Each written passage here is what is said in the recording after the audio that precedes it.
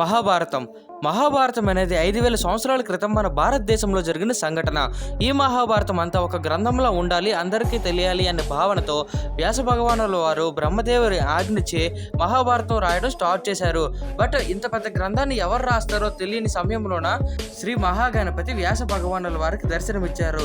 ఇలా వ్యాసుడు చెప్తుండగా వినాయకుడు 3 సంవత్సరాల పాటు తన దంతంతో ఈ మహాగ్రంథాన్ని రాయడం పూర్తి చేశారు.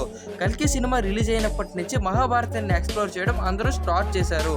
అలా నేను కూడా ఎక్స్ప్లోర్ చేస్తూ కర్ణ మరియు అర్జున యుద్ధంలో ఎవరు పవర్ఫుల్ అని చెప్పి ఒక వీడియో చేశాము. ఈ ప్రాసెస్లో నాకు తెలిసిన మహాభారతం ఓన్లీ 10%ఏనని, ఇంకా ఈ గ్రంథంలో చాలా ఇన్ఫర్మేషన్ ఉందని తెలిసింది. సో ఈ మహాభారతాన్ని ఎక్స్ప్లోర్ చేయడం స్టార్ట్ చేస్తున్నాను. నేను ఎక్స్ప్లోర్ చేస్తూ మీకు కూడా చూపించబోతున్నాను. మహాభారతం స్టార్ట్ అయిన క్షణం నుండి ఎండ్ అయిన క్షణం వరకు ఫుల్ డీటెయిల్స్ ఈ ఛానల్లో అప్లోడ్ చేయడం జరుగుతుంది. ప్లీజ్ సబ్స్క్రైబ్ చేసి లైక్ చేసి సపోర్ట్ చేయండి.